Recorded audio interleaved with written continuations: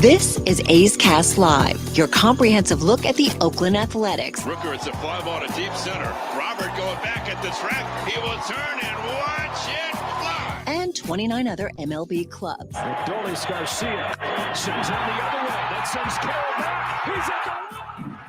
Legend Cruz. Ronald Acuna, another milestone in a truly historic season. Julio with an absolute nuke out to left field. It's Glaber Day. And like a good Glaber, Torres is there. Join us as we take you inside the baseball universe. From humidors to Stuff Plus to walk-off dingers, we have you covered. Spend your afternoon with us, only on A's Cast Live. Here's Chris Townsend.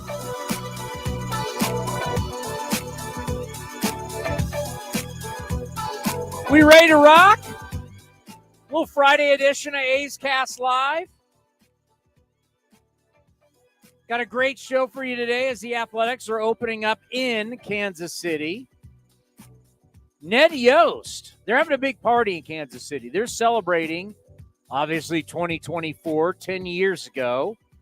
The Kansas City Royals really put the baseball world on notice and went on a hell of a run where they beat the A's, obviously, in the wild card game. We all remember that.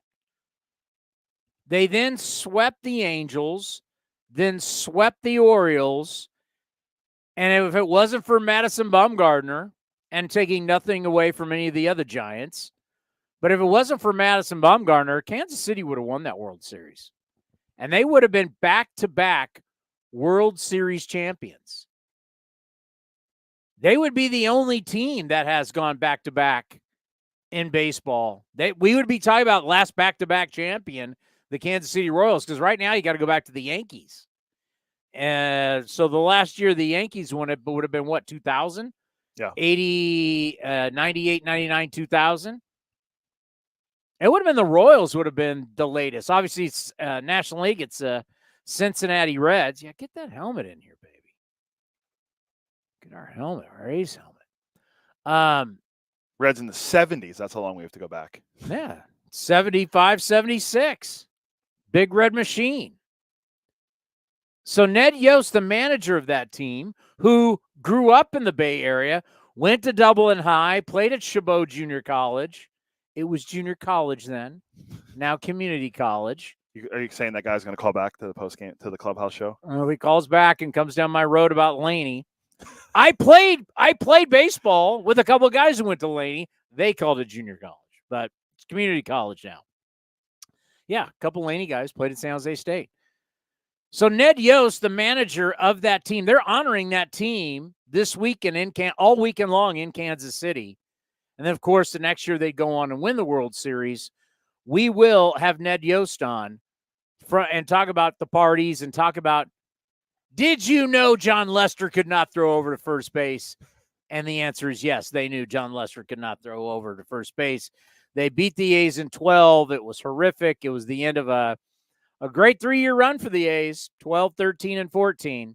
So Ned Yost, the skipper, Royals Hall of Famer, grew up in the Bay Area, will join us at 2:30. Then it's like a homecoming because the Bay Area is kind of like home, even though Fresno isn't the Bay Area. But a lot of people who grow up in Fresno grow up either A's, Giants, Niners, Raiders.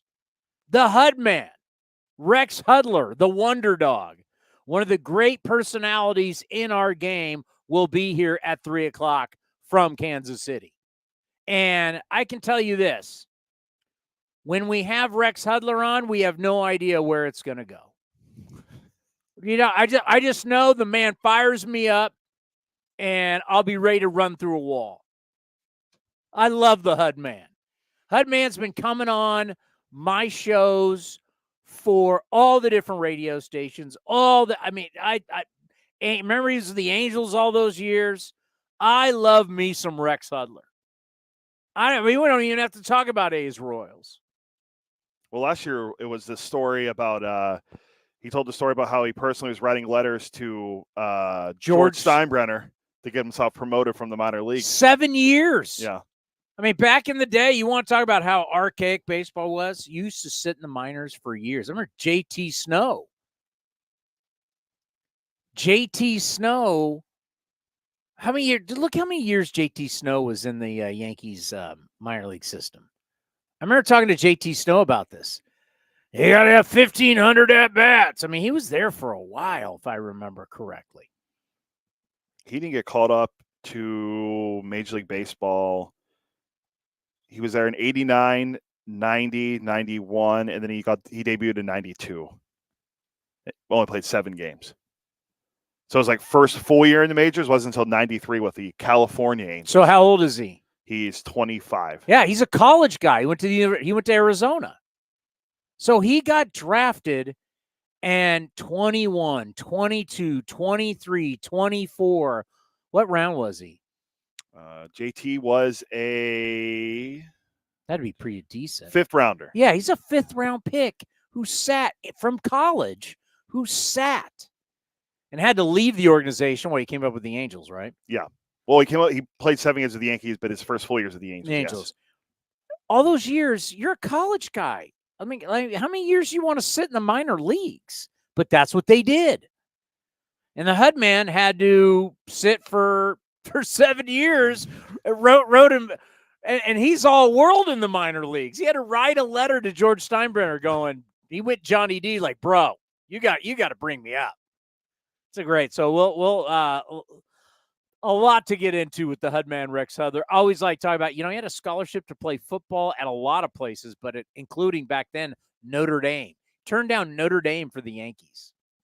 Is that Lou Holtz then? Or is that no? That was Joe Montana. No, what I'm saying, like Aaron Parseghian probably while he was the head coach. Lou Holtz wasn't until later, till the late 80s. Was it? No, Parseghian was gone in the mid to late mid 70s. Yeah, well, how old do you think Hudler is? Then it was the guy from was it Dan Devine or whatever? The guy was the former. Okay, Packer it might have been coach. Dan Devine. It wasn't. I'm just going through the timeline on Rudy. I mean, Rex Hudler would have been in high school in the 70s. The HUD man. Let's see. Rex Hudler was born in 1960. So this is 1976. No, 78. Who was the head coach of Notre Dame in 1978? Let's see. Okay, here we go. Let's Notre Dame coaches. There's been not Newt Rockney. It was Dan Devine. Dan Devine. When was you had Lou Holtz? When did Lou Holtz get 86, a little later. So we'll talk to the HUD man, and then of course it's Friday, so that means what? The Mark Kotsay Show brought to you by Nest Betting. I can tell you we've already done it. Has it been announced, the starting pitcher, yet? It's out there now. Yeah, so when we hooked up with Mark Kotsay earlier this morning, who's pitching, Skip? We don't know yet. So Mitch Spence, I'm happy for Mitch. He's earned it. And now with all the injuries, he's earned it. And they need it. And they got to figure it out because, man, I've got so many numbers today that you may have to stop me.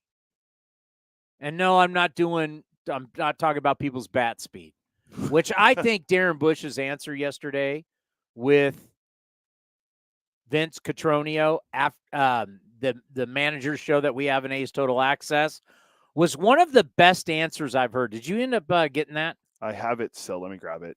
Because it's dead on. I have it somewhere. I'll get it. I know it was sent to me yesterday. Yeah, it was sent to both of us. I had the great Scott Pastorino send it to us. Since we're all talking so much about, and the numbers are cool. There's no doubt about it. But you have to understand that there's no real baseline for that. You can't put everybody in one category, one box. It's the same thing that we've learned with when we got all the baseball savant numbers originally of pitching. Not everybody's fastball is the same. Not everybody's fastball moves the same.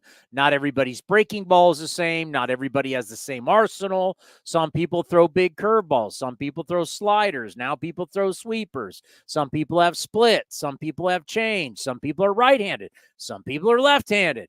Like, all these human beings are different. So you just can't say, this is how you do it. There's a lot of different ways to get people out as a pitcher. Well, right-handed hitters are not the same as left-handed hitters. People get pitched differently. You get pitched differently based on your size, where you stand in the box. As I try to talk about in the series with Alex Pregame that frustrated me so much, you can read a hitter based off what they do. They tell you what they like by where they are in the box. They're not hiding anything. And Alex Pregame stands right. Go look at the highlights. He chokes up and he stands right on top of the plate. He's daring you to throw him inside. And when a hitter does that, he's telling you, I like it inside. I have the ability. I feel I have a quick enough bat. I can keep my hands inside. And now what we're talking so much with this baseball savant about getting the barrel to the baseball. But if I stand on home plate, that means I don't necessarily like the ball outside. I'm standing on home plate because my weakness is outside. I need to be able to cover it. So I'm going to get on home plate so I can cover the outside, knowing that you can't beat me inside. I mean, arguably the greatest player of all time did that. Willie Mays, Hank Aaron, Barry Bonds. He's in that discussion. Yes. I know you didn't really watch him or scout him, but Barry Bonds choked up, and Barry Bonds stood right on the plate. Big arm guard and said, you can't beat me inside. And I can take you deep outside because I'm on the plate. When you stand on the plate, now think about it. If you're back off the plate a little bit, you gotta get out to that outside pitch to get your barrel out there. Well, when you stand right up on the plate, outside starts looking more down the middle. There's the strategy of that, right? There's guys who stand up in the box. There's guys who stand back in the box. There's guys who stand back. You got to be able as a pitcher to read that. That's why whatever numbers you're getting, there's not a one size fits all. And especially these guys who swing the big, heavy bats, right? Like when we're talking about bat speed with Giancarlo Stanton being number one at like 80-something, I guarantee he's probably swinging like a 35. That's far different than a guy that swings a 32 who's trying to get as light as possible. Mark DeRosa talked about how Chipper Jones, or somebody else that he played with, he goes, Chipper Jones, there's some guys who like to swing big, heavy bats because they knew you swing a big, heavy bat, you get it, goes. Do you have the Bushy? Oh, yeah. I thought this was a great comment. I thought this was Darren Bush, who's the head of our hitting program. Director of hitting, I think. Director of hitting. He's the bench coach, right? And director of hitting. He's the right-hand man of Mark Kotsay. Here's what he told Vince as it's the fourth game. So first game of the series is Kotsay. Second game is Emerson. Third game is Bobby Crosby. And Darren Bush is when we have a 4-game set. Here's what he had to say about baseball savant, these hitting numbers, which, by the way, the teams have had all these numbers, and they've got their own numbers, but this is what he had to say. You have the players you have, and whatever they're bringing to the table is what they're bringing to the table. So, these are things we've already known, and, bat speed and these things, we have a pretty good feel for those things. And so taking that and using it into a game isn't going to change who a hitter is. He's still the same, whether his bat speed is 76 miles an hour or his bat speed 70 miles an hour. It's not, that's who he is. So you're trying to find a way for that player to be successful no matter what that number is. You are who you are. You're bringing what you got to the table. So I understand we're all geeked up over this, but am I going to tell – I like to always use two guys, Tony Gwynn and Wade Boggs, and you throw Rod Carew in there. Great batting champions. Are you going to tell them not to do what they do? And that's Luis Arraez now. Are you going to tell John Kruk, a 300 career hitter, John Kruk, open stance, bat up, and then you bring it in. Everybody brings it back into the slot. But you gonna tell guys, no. The baseball savant, you got your bat speed has to. I mean, because looking at bat speed, Mookie Betts is below average bat speed. You can tell Mookie Betts he's not right. It's like right now we have a major golf tournament going on, led by Colin Morikawa, as they have started late because of a tragic death today at the PGA. Thoughts and prayers go out to the family of the man who was hit by the bus. But Colin Morikawa is a smaller guy who hits a fade from Cal. He's a Cal guy. I knew you were going to bring that up. Oh, yeah. I'm a Cal honk now. No, I'm a Cal investor. He hits a fade, right? There's other guys who hit draws. There's guys who hit it high. There's guys who hit it low. Tiger Woods in his prime. Phil Mickelson is his prime. They can hit it all, right? There's some guys that Nelly Korda right now. Do you know who Nelly Korda is? No, never. She's the number one player in the world, female. Oh, okay. 25 years old, from Florida. Her parents, European tennis professionals, and then everybody who's in tennis moves to Florida. Did you know that? I did not know that till a few years ago. That like everybody, the Williams sisters, they end up going to everybody ends up in Florida. Surprising. If you're going to be great in tennis, you're going to be in Florida. I mean, the weather's nice, so I guess that makes sense. So, but she only hits a draw. I watched her do this thing with Tiger Woods. Like she only hits one shot. She just won 5 tournaments in a row. She's like 25 years old, tall, blonde, smokes it. But the point is, there's a lot of different ways to do it. And like Darren Bush is saying, hey, listen, our guys are our guys. I'm not going to tell Brent Rooker to hit like Toro, and I'm not going to tell Toro to hit like Geloff. And every guy's got his strengths, his weakness. You can help guys. Of course, you want to have better bat speed. You definitely want to have better contact, but, slow down on that. By the way, speaking of the PGA Championship, and I know you may not follow golf, today might be the greatest example of when they say playing at the highest level is not about talent. And you go, what? Let's think about it. Let's just think about it. Everybody in the Bay Area loves Steph Curry. Is that correct? Yes, confirmed. Is Steph Curry the tallest guy to ever play in the NBA? No. Is Steph Curry the fastest guy ever to play in the NBA? No. Is he the strongest? No. Where's Tom Brady from? San Mateo. Is Tom Brady the fastest quarterback or strongest arm quarterback to ever play in the NFL? Not even close. Just a couple examples. It's a mental thing. The greats, it's a mental thing. Michael Jordan's only 6'6". Now, to you and me, 6'6" pretty tall. But when you went to an NBA game and you saw Jordan out there, Jordan's a shooting guard at 6'6". These other dudes are 6'8", 6'10". They're way taller than he is. He's arguably the greatest player of all time. It's a mental thing. Scottie Scheffler, the number one player in the world today, because of this tragic accident, there was a lot of confusion.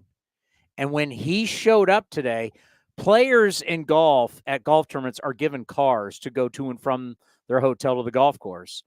There was confusion about where to go, how to get. He ends up getting arrested. They pulled him out of his car, the Louisville Police Department. Now, you got to realize, this is not a regular tour stop. This is not there. This is Valhalla Country Club. This is like the third time they've hosted a PGA. They don't have normal golf tournament. This is not normal to them. This is not like Pebble Beach that every single year they have the PGA Tour there. Every single year down in San Diego, Torrey Pines, Los Angeles, Riviera, TPC Scottsdale in Arizona. These areas are used to having tournaments every year. They know how to do it. When you get these random country clubs and spots and they host, stuff can get squirrely. The number one player in the world was arrested today before his round. Booked. Taken downtown or wherever. They always say downtown. Wherever the jail is. Fingerprinted, mugshot. talked about in his press conference stretching in jail. That was the first for him, he said. Stretching in jail. You're the number one player in the world in a major, round 2. You're in jail. You don't even know if you're going to be able to play. You get out of jail, and he was great about it after talking about that. He had nothing but nice things to say. One of the older police officers, when he was being booked, joked with him, "You want the full experience?" Because then at some point they realized, we've just arrested Scottie Scheffler. Because remember, when he's arriving there, he's in shorts, he's in a shirt. At some point, there'll be more coming out, but at some point they realize, we just arrested the number one player in the world, who's the nicest guy in the world. And Scheffler had nothing but nice things to say about them. And he goes, "You want the full experience?" He goes, "Yeah, I guess, why not?" And they gave him a sandwich. I mean, there's a whole story behind it. But the point is, this is a major. This is the best players in the world. This is a major championship. This is about your legacy. You want to win this. You're the number one player in the world. There's the pressure. There's everything. You get arrested. You get out of jail. You show up enough time just to warm up in a major championship where the golf course is actually playing pretty soft, but it's one of the longer major championship courses of all time. He shot a what? That'd be a 66. The leader today shot 65. A 66. He left jail, got out, shot 66. I believe birdied the first hole he played. Yes, that's correct. That's what I heard. He got out of jail and made birdie. You don't think this man is as mentally strong as you can find in professional sports, as he's been winning everything in golf? We got used to Tiger Woods. We've seen Jordan. We've seen Tom Brady. Whoever you want to put up there, great athletes. Wayne Gretzky wasn't the fastest skater. Wayne Gretzky wasn't the biggest, strongest guy.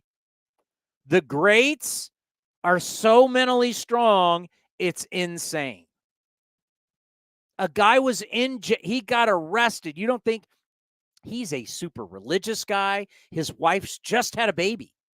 His wife has just had a baby. He just won the Masters. His wife just had a baby, like his life, and then all of a sudden he's arrested. Everybody's freaking out in golf. And actually all over professional sports, people are freaking out. Like, how do you arrest this guy? And they're like, well, you should have seen the officer's pants.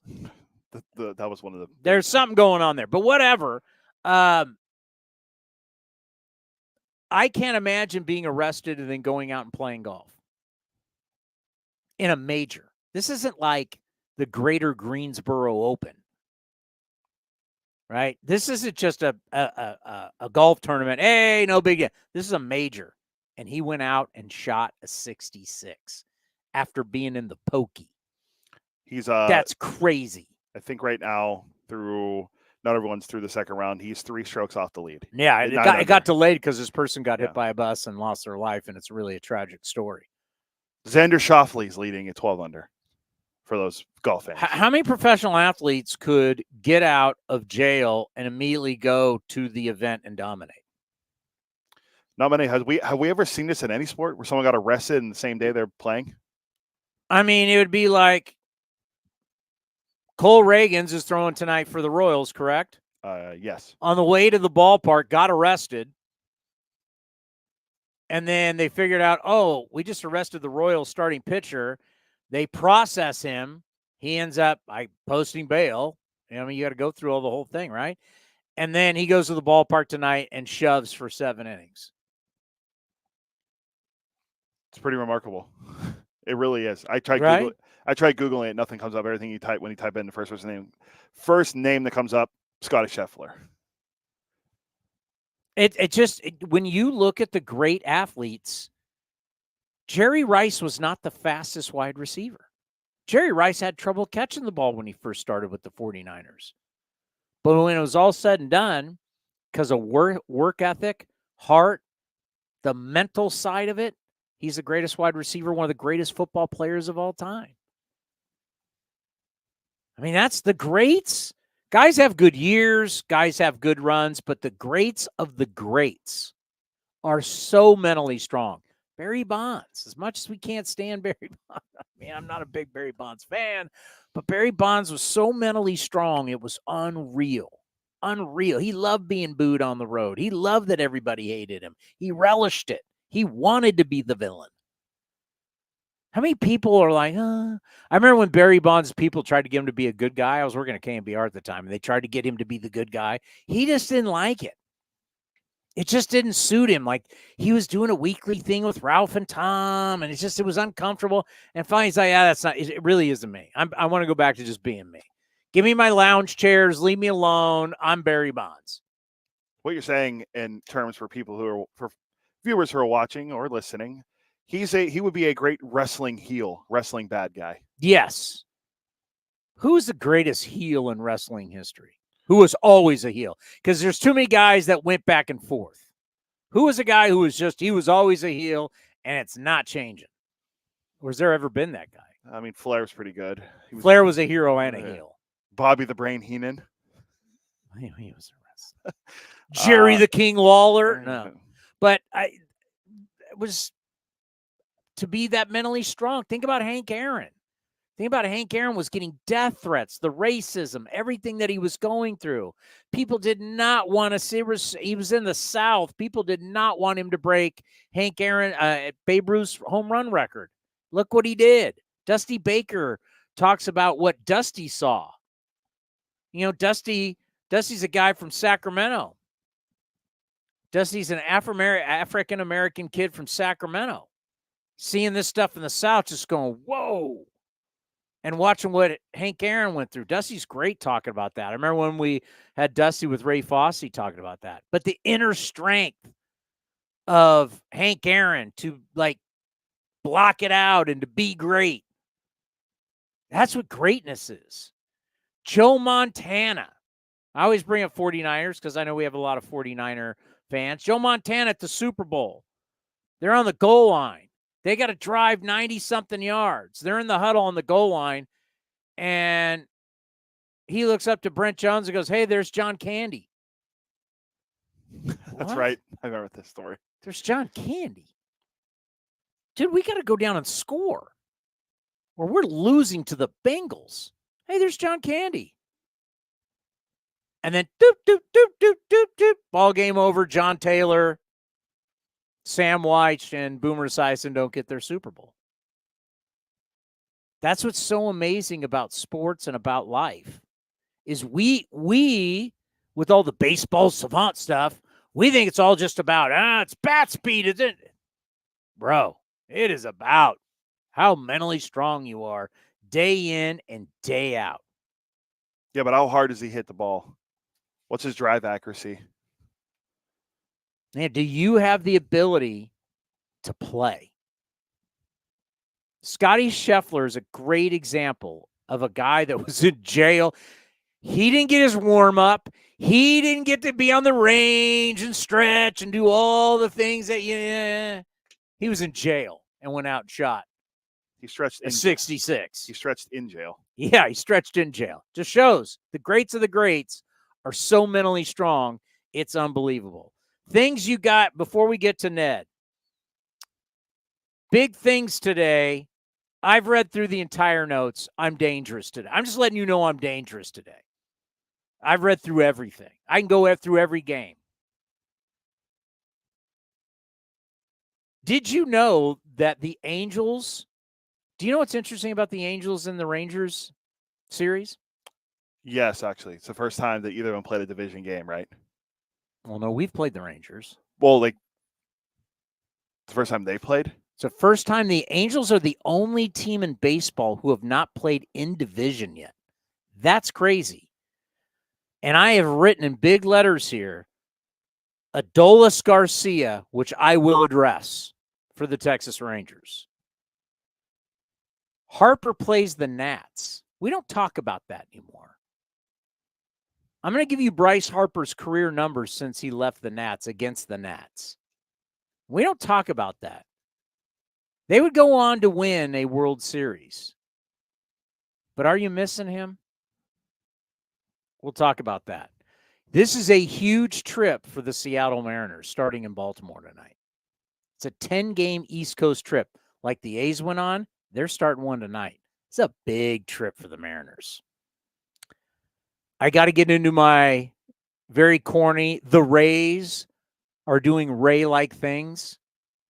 The Rays are being Razy. Ray-like. You know how I've had people, including when I did the TV with Brody, where it was like, well, Mason Miller, give him 5 years, $75 million. And everybody's like, just sign Mason. You sure you want to sign a closer long-term? Closer contracts, big contracts. We've seen 2 record closer contracts. How are they working out? I'll go with not great. I'll bring that up. And then my good friend, the great Robert Melvin. Interesting series starting in Atlanta tonight. The Friars against the Bravos. Safe to say it's not Bob Melvin's fault. They're booing the Padres in San Diego after being swept by the Colorado Rockies. And oh, by the way, the Colorado Rockies have won 7 in a row. Is it back to Rocktober? Where are the Rockies playing tonight? I forgot. Where are they? San Francisco. Bo Mel's got to handle the Woo, Rockies. the red hot rock. Buddy Black back in town. And then they come play us next week starting Tuesday. I've told you I'm dangerous. I got a lot of information today. And you want to get into, this is a famous game. I remember watching it one time. It was, God, because I don't even think when I watched it, I think it might have been replayed on like an ESPN 2 or something like that. On this date 45 years ago was the nobody in the stands. This is when no one went to Wrigley Field. The wind was blowing and the stats are insane for this game between the Phillies and the Cubs. Do you have sound to go with this? I don't have any sound. I could probably find something while we're playing Ned. Former A, Carlos Pena, turns 46 today, if that doesn't make you feel. If George Brett turning 71 didn't make you feel old, how about Carlos Pena's 46? Wow. Doesn't look it. All right. Earlier today, we caught up with Ned Yost. Grew up in the Bay Area, went to Dublin High, played at Chabot, with the Braves for many years as a coach, Brewers, and then made a huge name for himself in Kansas City, where he managed the Royals to the World Series in 2014, which that's the team they're honoring this weekend, A's and Royals. They're going to honor them all weekend long. And then, of course, in 2015, he would win the World Series with the Kansas City Royals. He's now in the Royals Hall of Fame. We caught up with him earlier today to talk about the 2014 Kansas City Royals and the celebrations this weekend. Well, now joining us on A's Cast Live, we always like to bring him back home to Northern California, the manager of the Kansas City Royals when they won the championship, then, of course, won the American League in 2014, and they're being honored this weekend in Kansas City. He's a Kansas City Royals Hall of Famer, Ned Yost. Ned, welcome back to the program. How are you? Doing great, Chris. Thank you for having me. Yeah, things are good. It's going to be a fun weekend in Kansas City. No doubt about it. And, a lot of teams can look at your team in 2014. Obviously, there's a connection with the A's as you beat the A's in extra innings in the wild card game. But I think about 2013 when you look at your team there in Kansas City. You won 86 games in 2013. You had a lot of these really good young players like Salvi Perez was 23, Hosmer was 23, Gordon was in his prime, Kane was getting into his prime, Billy Butler. Just take us back to 2013 when you started to realize we may really have something here. Well, before that time, I've spent 12 years as a coach with the Atlanta Braves, and I watched us develop from a team that was last place, get a group of kids that were extremely talented, all come to the big leagues together. And it took about 2.5 years for them to really take off and be a championship caliber type organization. Same thing in Milwaukee. When I got to Milwaukee, it was 2.5 years. We had kids like Prince Fielder and Ricky Weeks and Ben Sheets, Billy Hall, Corey Hart, all these kids kind of came up at the same time. About 2.5 years later, we started to take off and put ourselves in contention for a championship. So in the middle of 2013, I thought, okay, these kids have all come up about the same time, and they're all about the 2.5-year mark, and that was at the All-Star break.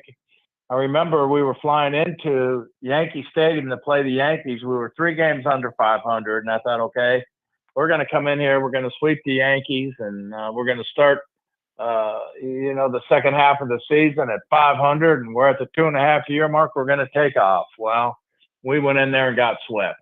So we were 6 games under going into the second half of the season. But from that point on to the beginning of the All-Star break in 2013 to the end of 2015, no team won more baseball games than the Kansas City Royals. So, I knew that once we got to that point, they should take off, and they absolutely did.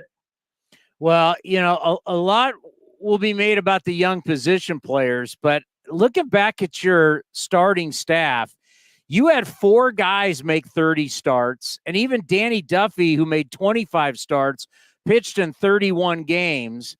And then I think about your bullpen that just was incredible, from Holland to Davis to Herrera, and even got to remember Aaron Crow pitched in 67 games. So a lot of people will talk about the position players, but your pitching in 2014, and then, of course, with the World Series team, was pretty spectacular.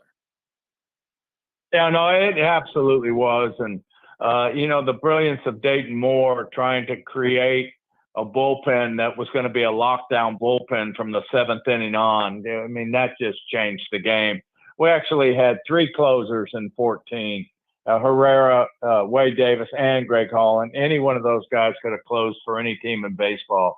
And then actually in 2015, we had 5 closers because you had Ryan Matson and healthy Luke Hochaver to that mix. And, if we got past the 5th inning with the lead or tied, the game was over. And, that was a great psychological edge, I think, for our team, because you could see it. The opposing teams knew that once they got to that 5th inning, they were done scoring, because they were going to have guys coming in that was going to throw 98 to 100 miles an hour with nasty stuff, and the odds of them scoring were slim and none. You go back to that wild card game at home in Kansas City against the A's. The A's had the best record at the All-Star break and then kind of fell apart in the second half, then got it back at the very end, traded for John Lester. But going into that game, what was your scouting report on John Lester, knowing that he didn't want to throw to first base? Well, we knew that. We knew that, it was a situation where he was uncomfortable throwing to first base, and we wanted to try to take advantage of that, especially when we got on base. But we've seen a lot of players or a lot of pitchers that have that experience. But the problem, especially with a guy like John Lester, is he's so doggone good, it's hard to get on first base.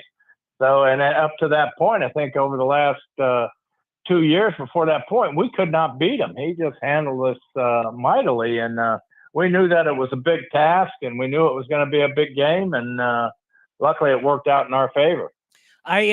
Just when you think back, it was a wild game.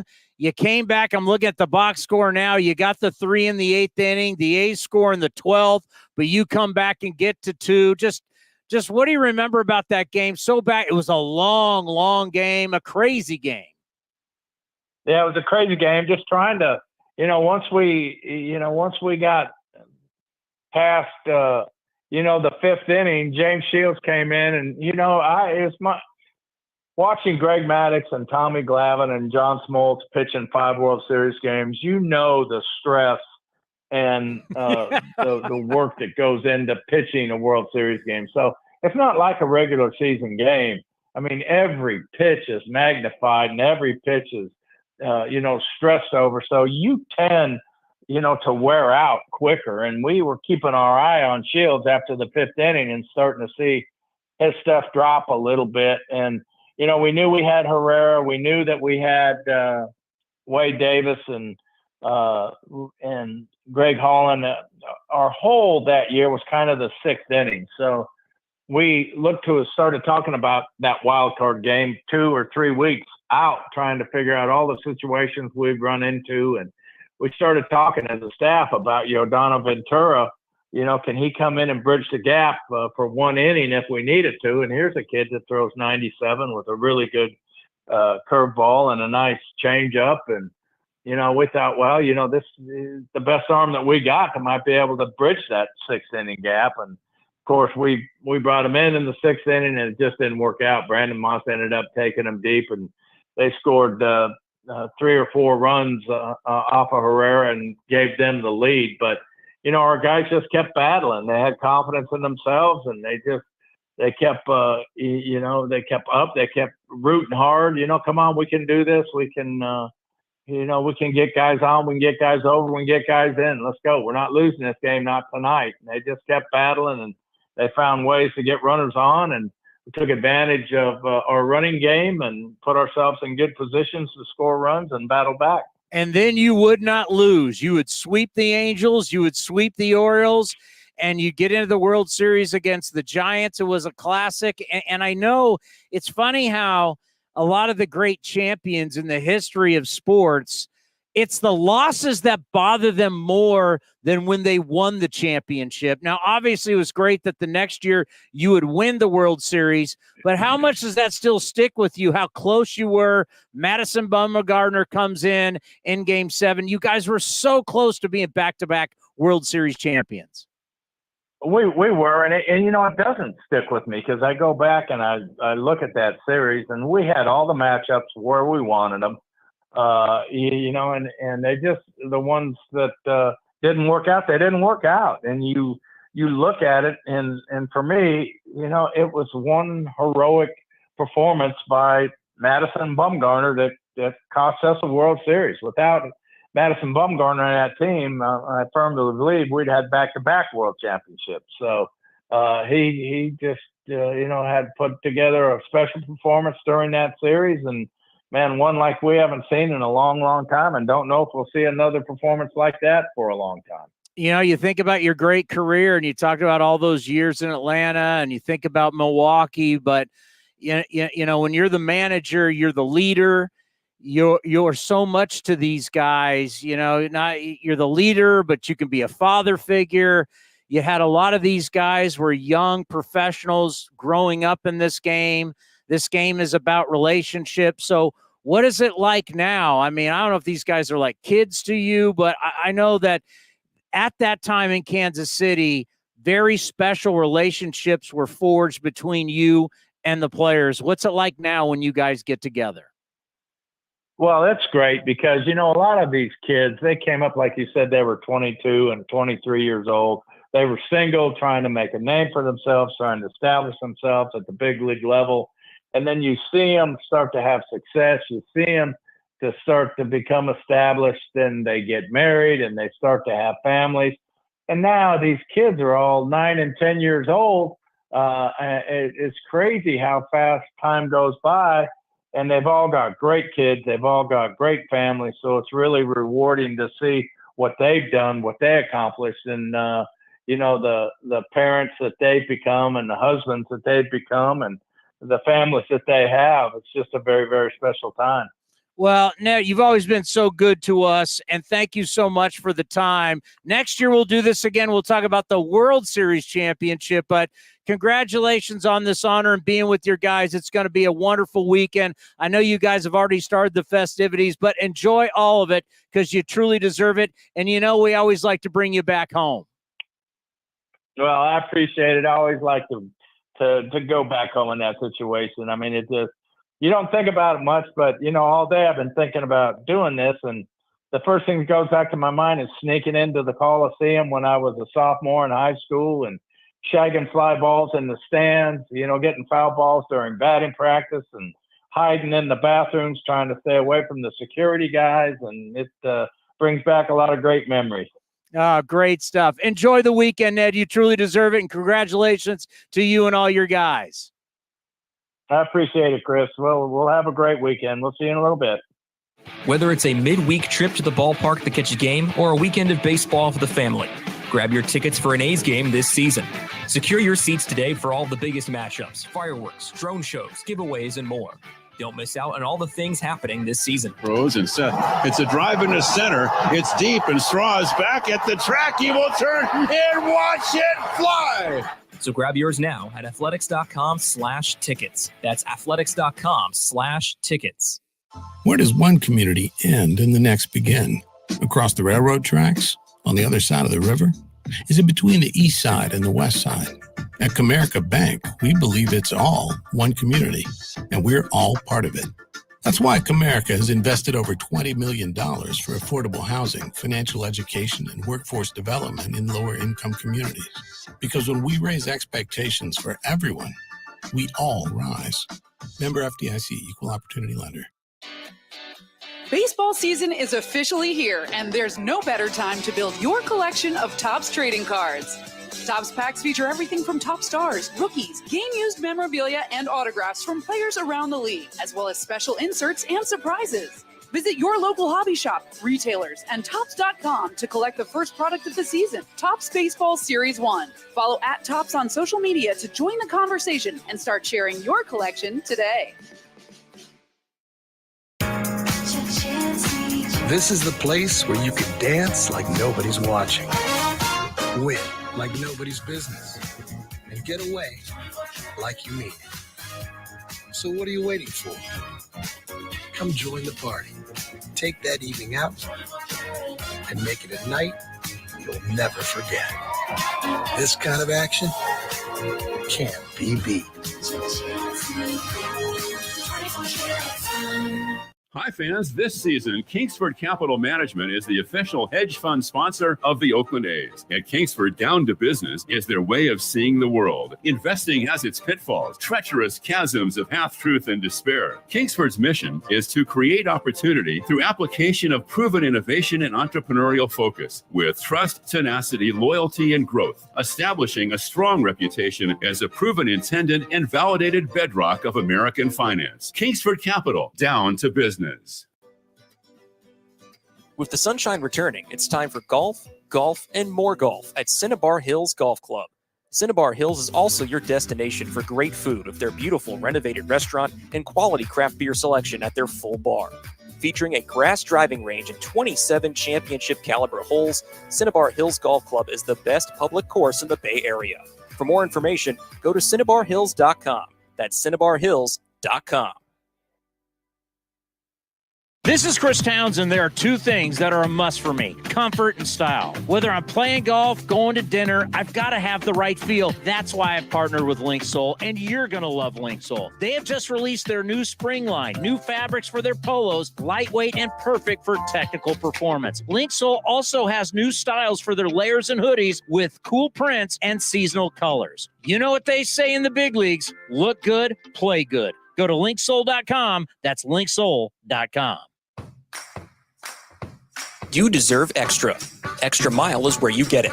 You don't just deserve breakfast. You deserve extra fresh Mile 1 coffee just the way you like it. You deserve more than a quick bite. You deserve an extra satisfying array of hot foods, extra good snacks, and fountain drinks that help you go the extra mile. Plus, with Extra Mile rewards, you can earn free stuff. Visit Extra Mile at select Chevron and Texaco locations. See program terms and conditions for details. If you're looking for a new mattress, Nest Bedding has you covered. Sleep on the same mattress Hall of Famer Ricky Henderson sleeps on. Nest Bedding is the #1 brand of online mattresses and the Bay Area's favorite mattress store. Take home the Easy Breather pillow. The New York Times calls it their #1 pick. You can navigate their easy-to-use website, nestbedding.com. That's nestbedding.com. Green and gold fans, use the coupon code Oakland, and you'll get 10% off your entire order. Nest Bedding. Love where you sleep. If you're looking for a great place to eat and watch games, go see our friends at the Chicken Pie Shop of Walnut Creek. The Chicken Pie Shop is one of the hottest restaurants in Walnut Creek. You're not going to find a better menu, and come try their world-famous chicken pie that has been served in Southern California for 86 years. Spacious indoor and outdoor dining, perfect for your next private party or corporate event.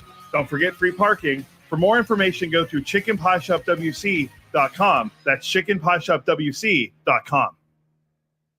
And the underdogs Oakland Athletics win their first championship since they were in Philadelphia in 1930. Hi, I'm Raleigh Fingers, Hall of Famer, 3-time World Series champion with the Oakland A's and World Series MVP. Winning takes teamwork, skill, and heart. So when you need an ace for a personal injury lawyer that will win you the game, go with the winning team. Call Venardi Zerata at 833-VZ-for-me or go to vzlawfirm.com. Venardi Zerata, the official injury law firm of the Oakland A's.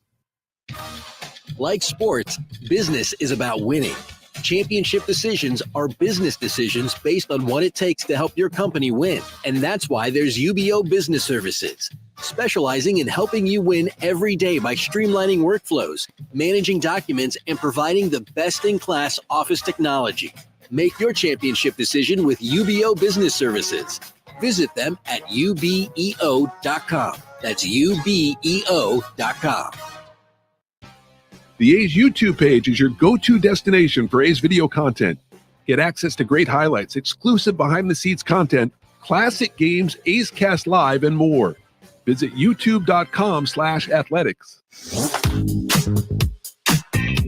You're listening to A's Cast Live. Here's Chris Townsend.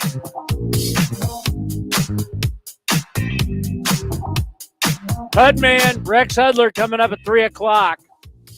Ned Yost was really good. Said he was an old school manager. They had starters that did one thing. They started a lot of games. Yeah. Threw a lot of innings. Then he had a wipeout bullpen. I mean, it's not that. I mean, that's just 10 years ago. 4 of his starters had 30 starts. But that's what they were trained to do.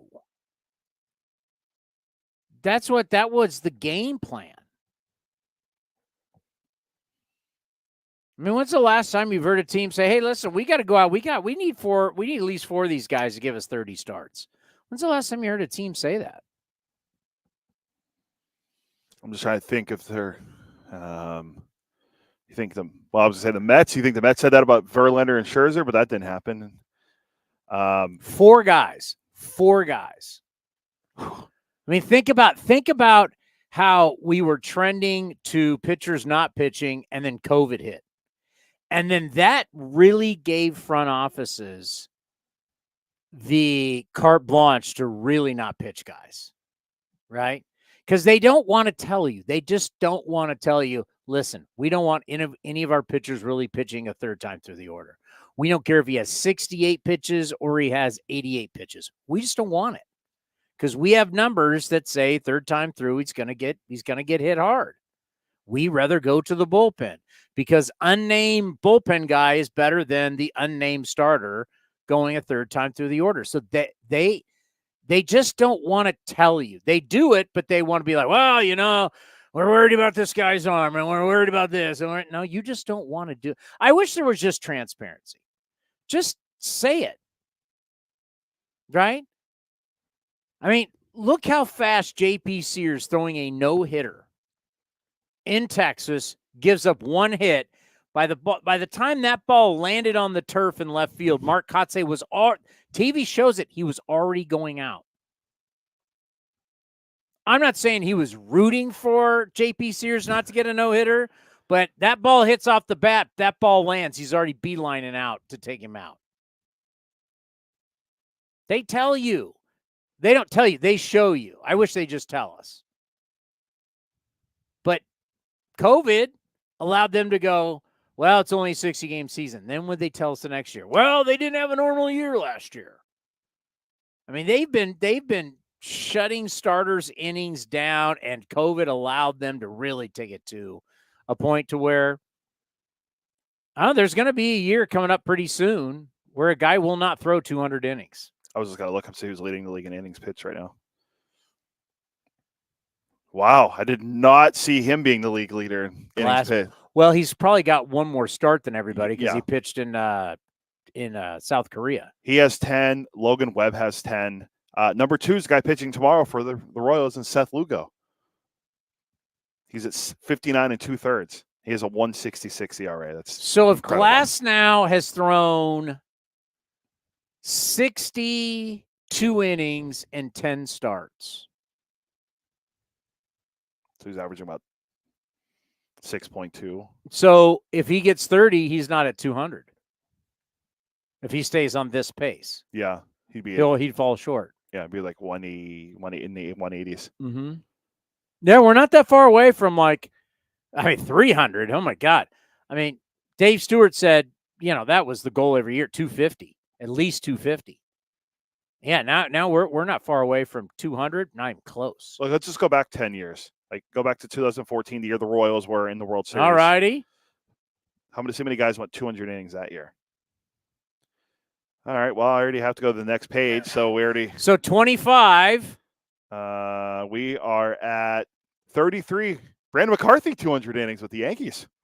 Dallas Keuchel, that's when he was young. You got... and a bunch of dudes in the 190s. Yeah. You got we'll do all the way. Let's do through the 190s. There were a grand total of 52, including Scott Kazmir with the A's. All right, 52 guys. Went at least 190.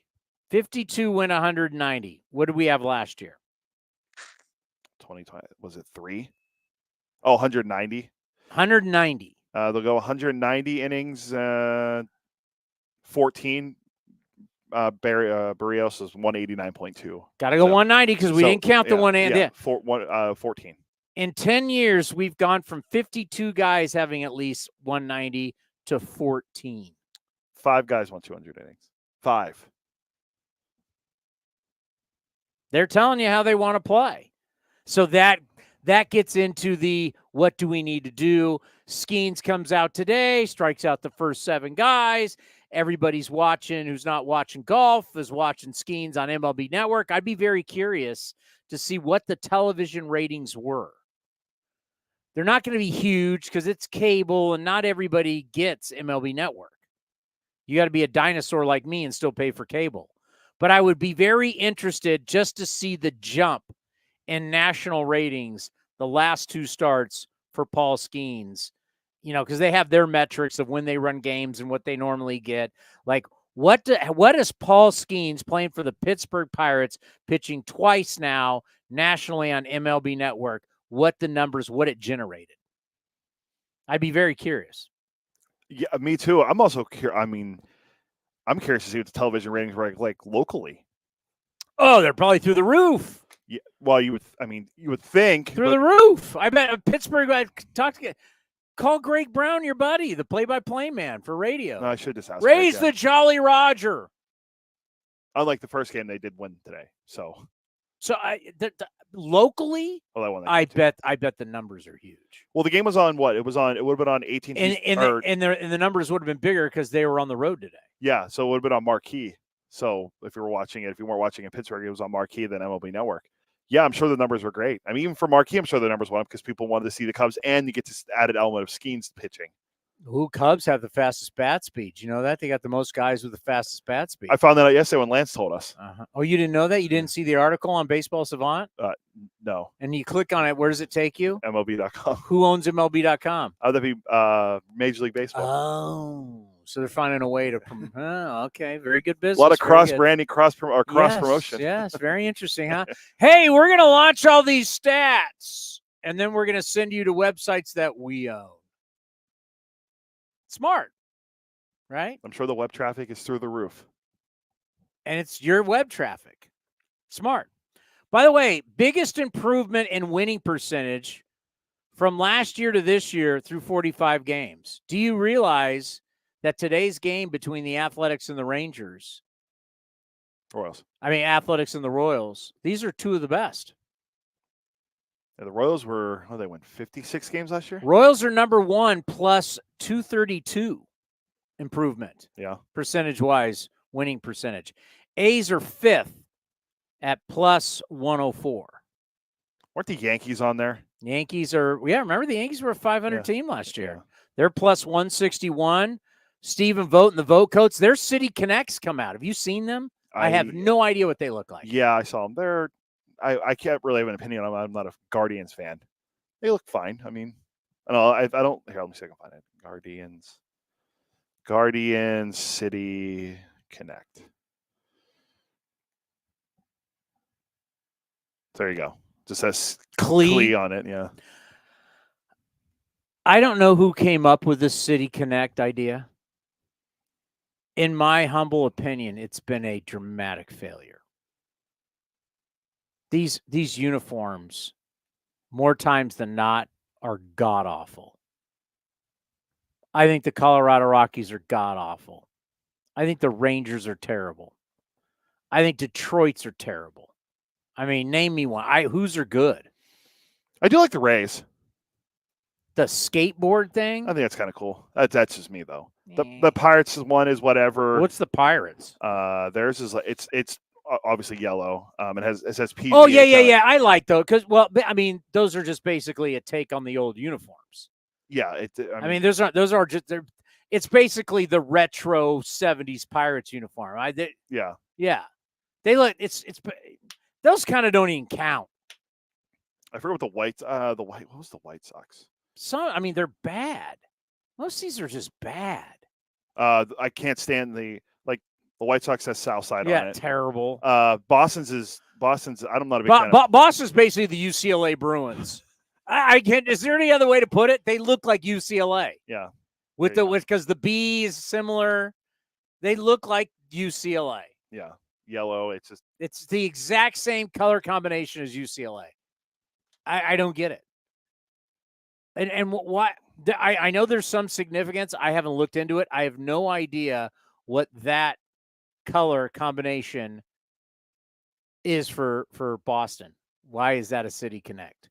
Is the Giant City Connect the popsicles? The creamsicle looking one? Yeah. They wore it the other day when I was there against the Dodgers. It could have been cool. Oh, the Padres look like a Tijuana highlight team. I feel like I'm going back because I used to go to Tijuana a lot back in the day. It's like a highlight thing. It looks more like a Florida highlight team is what they look like. It's awful. It's awful. Where are the Yankees City Connects? They have one? No. Maybe I don't know. They're not receiving one this year. So no, Yankees don't have one yet. Okay. The Yankees doing it? No. Do the Dodgers have one? Yes, I think they didn't. They just have one come out. Dodger City Connect. This can't be it. Is this it? Yeah, exactly. They don't. And I know people are like, oh, the A's don't. And no, I don't want one. You got a classic uniform. You don't do this. Yeah, I'm going to text the HUD man. See what. Does the Mariners have one? They have their old schools. Mariners. Have you ever noticed Cody feels he has to look up everything? Well, because I don't know the answer. I'd rather look it up than be wrong. Uh-huh. Yeah, there's. Oh, yeah, with the blue pants. Yeah. That's terrible. I'm not a fan. I could be totally wrong. If the people like them, then I get it. To me, I think the City Connects are it's been a failure when they probably could have been a huge success. And you know what? I'm glad we don't have one. Yankees don't have one. I haven't seen the Dodgers have one. If you're a classic organization and you've got sweet uniforms, if anything, I would bring back the look of the 70s for the A's. Oh, yeah. Wedding gown white. Do the Fort Knox gold. Remember we had the all gold that one time? You probably weren't even here. We did the all gold against the Pirates. It was all gold tops, all gold bottoms. I would do that for the A's. Bring back the green. I know we already have, but all green, all yellow. I'd do that. The City Connect thing is just I don't like them. And whenever I see them, it's like, what is the Rangers? It makes no sense. It's like white top, navy blue pants. Oh yeah. Like when you watch these games, you're like, the Rockies are the weird green, and they try to make like the Rocky, like the mountains. And you're just like, what is that? My wife bought me one of the when she went to Coors a few years ago when she was at a. Do the Angels have one? The Angels actually is not that bad. Yeah. Well, at least I got something right recently. Whoa! I got a win last night. After that debacle of the suicide squeeze bunt, they rallied last night. Neto went yard. God, whenever I see Neto or Shannonwell do something, I go, Jacob Wilson. Bowden had his new article out about it was like top 7 prospects ready for the majors right now. Jacob Wilson should be number 1. He was not on the list. I was disappointed. Are you serious? Yeah. James Wood was number 1, the kid from. Well, Bowden's not stupid. He knows what gets traction. They're trying to get hits. There was the only thing that's going to get traction right now on the A's is something negative. Is something that's got to be clickbait. Like, the A's just paid off the land. How many people are really promoting that, right? No, if the payment was late, that'd be. Oh my God! Yeah, exactly. It's like if it's not negative, it's not going to be clickbait. By the way, until we get Rex Hudler, I have what we've done in wins and what we've done in losses. Runs per game and ERA. Just a little proof about when I talk about run prevention is the number one thing. In wins, we average 4.52 runs per game. In losses, we average 2.91. Pretty big difference, right? I'd say so, yeah. What do you think the ERA is, though, in wins versus losses? This is mind-blowing. Well, the last few games have been great in the games they lost against Houston, so I'm going to say. But you got to remember, man, they pitched really well. Yeah, I'll say they were leading the league in bullpen ERA. They were top 3. At one point, they were tied for 1. Starters were some of the best. I'll go with at least a 3 or 4 run difference. 1.92 the A's pitchers in wins. In losses, 6.20.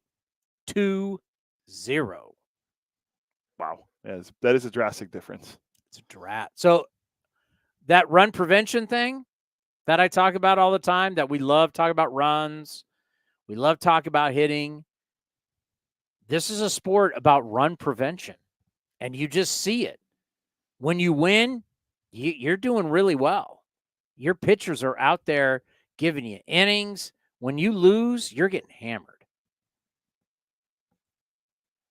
And the runs per game is, in my opinion, with a couple that homestand that had 20 runs and 9 runs, and the runs per game's a little distorted by certain games. But that ERA is not. 1.92 when you win, 6.20 when you lose. That's a huge difference. Huge. I don't know about other teams. I would assume that we'd probably see a lot of that. But that is a dramatic difference. And right now where you are, remember we were bragging, and we'll talk to Mark Kotsay about this. What time's Kotsay coming on? 3:30. We talked about this. At one point, the A's were, out of the 13 pitchers, they were the only team in baseball who had not changed a pitcher. That was awesome. And those days are long over. And the guys you got now you got to rally the troops. And when you start thinking about tonight with Mitch Spence, because then you got Ross Stripling, who has not thrown the ball well, J.P. Sears, but you got to, you take 2 out of 3 here, you're singing a whole different tune. You walk out of here with 21 wins, being 21-8, coming back home, I think you're still feeling pretty good about yourself. You go and get swept in this series, and you have this long losing streak. Now it's a whole different ball game.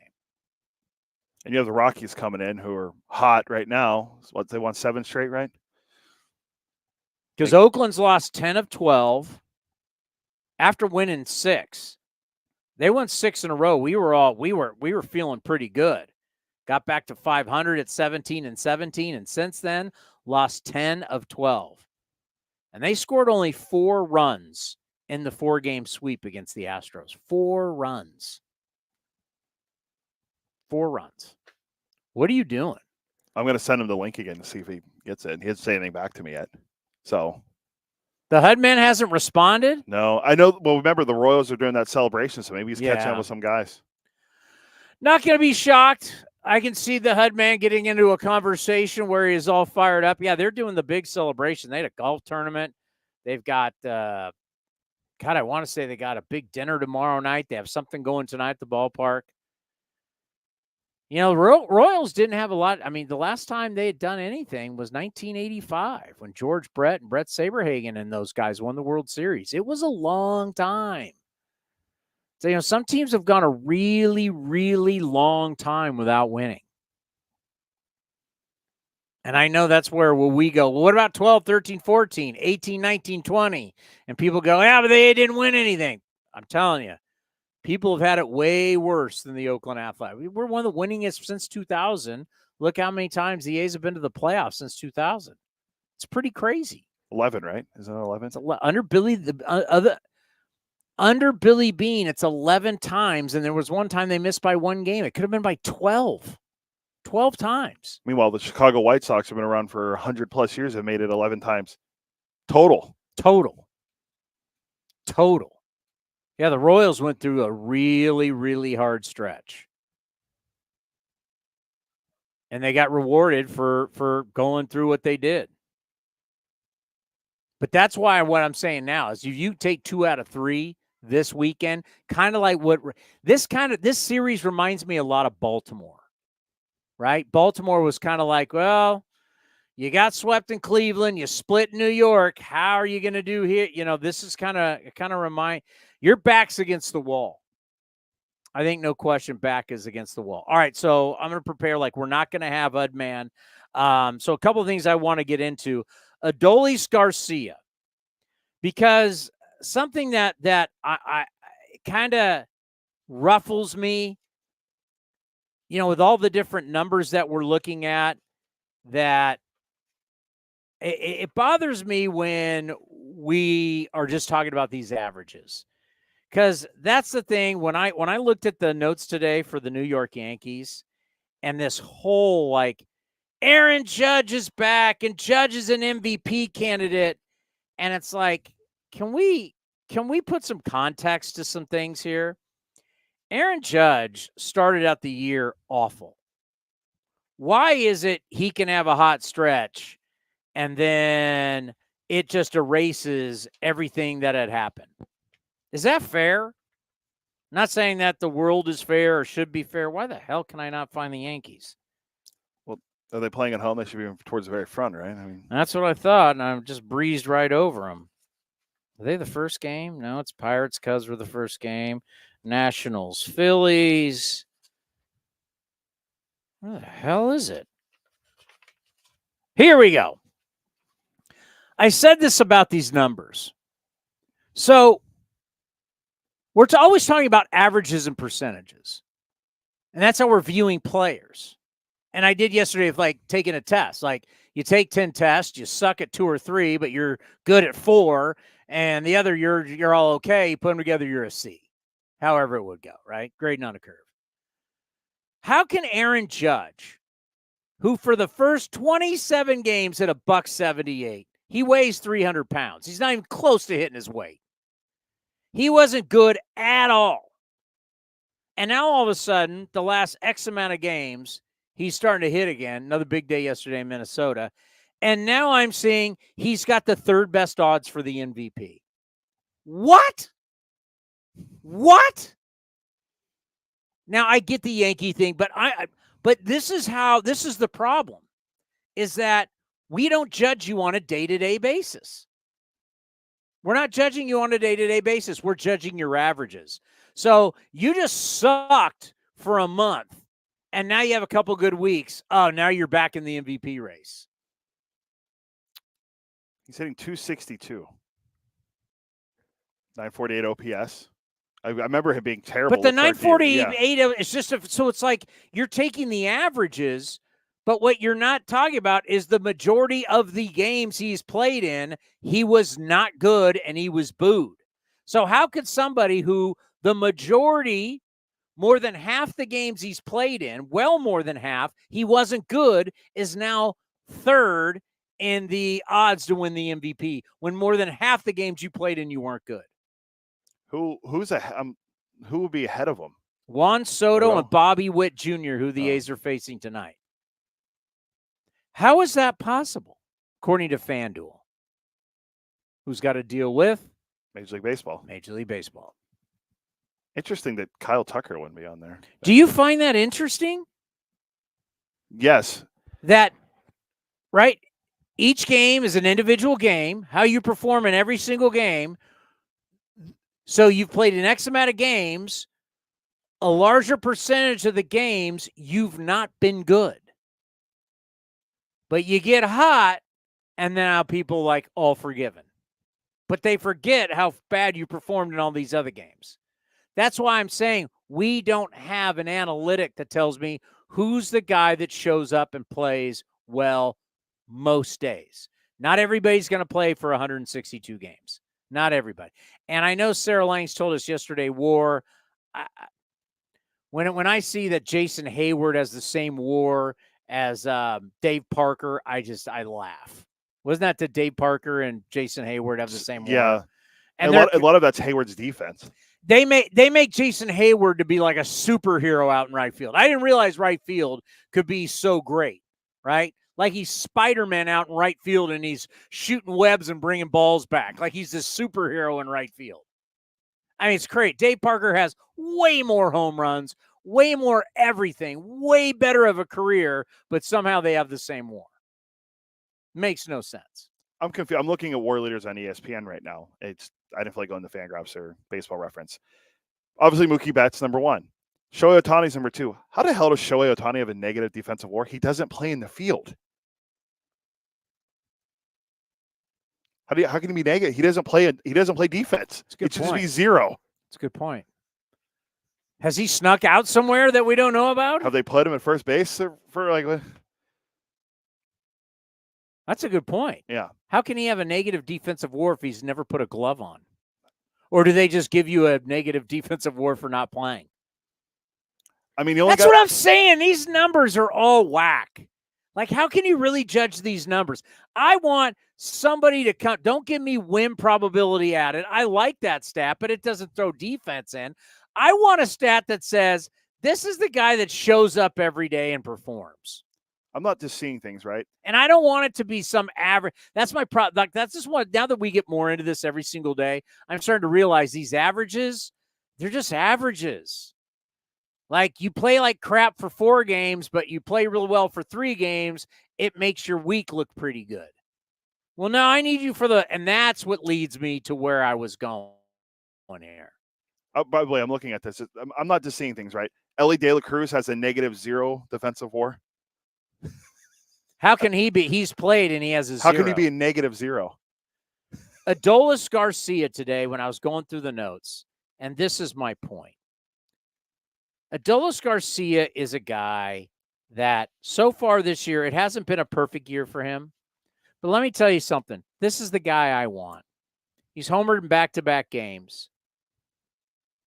And he has 30 RBIs. Of his 30 of his 34 RBIs have come in games they've won. 23 wins. He has an OPS of 1,016, 9 dingers when they win. This is a guy, like, I can look to say, Rangers have 23 wins. This is a star player. This is what he does when they win. It's a winning player. No, I remember just watching the games when they played us and how great and how good and he contributes. That's what he does. I mean, he was huge. I mean, I know it was last year, but he was great in the postseason. Yes, that's my point. It's like, hell, one of his highlights is in our open. Aaron Judge has been for 27 games was not good. Was every one of those 27 bad? No, but every one of these new games he hasn't. But if we're talking about game per game per game per game, he has not had a good year. And then he just gets hot and everybody's like, he's back and all the numbers are good again. And I know Vince was talking about it yesterday. And I keep every single time I hear it, I go, this is wrong. Like, what? This is wrong with our sport. Like, if you're in the NFL and you're a quarterback and the first 3 games you go out and throw a ton of picks and you guys lose, and then the next 3 games, now you throw touchdowns and you win, you're 3-3, no one's going to say, well, if you take the averages, they're going to go, no, he was bad in 3 games and he was good in 3 games. You're 500 and that's okay. There's context to what you have done. That's the problem with all of our numbers. All of our numbers are averages and percentages. And those are really hard to judge. Like a guy you could say has been good all year. Mookie Betts has been good all year. Our best player, no question. Like right now, you look at the numbers and you would say, oh, it's Brent Rooker. Not even close. Our best player has been Toro. Yes. Rooker got hot from the last game after he took the offer in New York. He was batting $176. That's a long process. That's a long stretch or a decent amount where he didn't hit. Then he got hot and shot up all the averages. It like mass. It's like we're not really. How do we really judge whether a player is good on a daily basis? Yeah, we come up with all these stats for everything else. Why can't we come up with something like that? I get where Sarah's coming from with WAR. I do, but I'm with you. I think you need to be able to quantify what someone does on a day-to-day basis because like you can have guys that go on a horrible Marcus stretch. Semien. That's fair. I mean, Marcus Semien may not be the best player in the league. He's pretty damn good, but he shows up every day.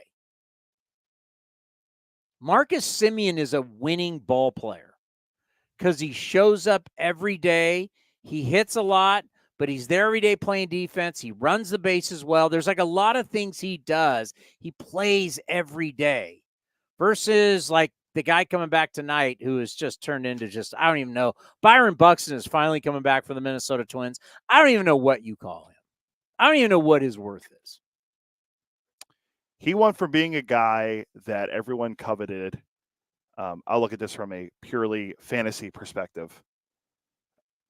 Everyone wanted him because he hits home runs and he steals bases. And, you know, it doesn't really matter what his defense was like in fantasy, but he was a great defender to where you can find him on the waiver wire. That's how far he's fallen just in a fantasy perspective. And just, he doesn't play. He's never healthy. And now they're trying to have him DH. Then he plays in the field. Then he gets hurt. So now he's DHing. The talent's there. He just can't stay on the field. And then you got Correa too, who same thing. Talent's there. Can't stay on the field. But Buxton, how long's Buxton been out? This shows you how much I've been paying attention to the Twins. He's been out for a while. Yeah. He's finally coming back tonight. I mean, their scoreless streak against the Yankees. Oh my God! I mean, I just that's what was it again? Hold on, 120 and 44 over since 2002. It is 120 and 44. Let's see. The Minnesota Twins, the scoreless streak, held scoreless for 26 straight innings. Oh my God.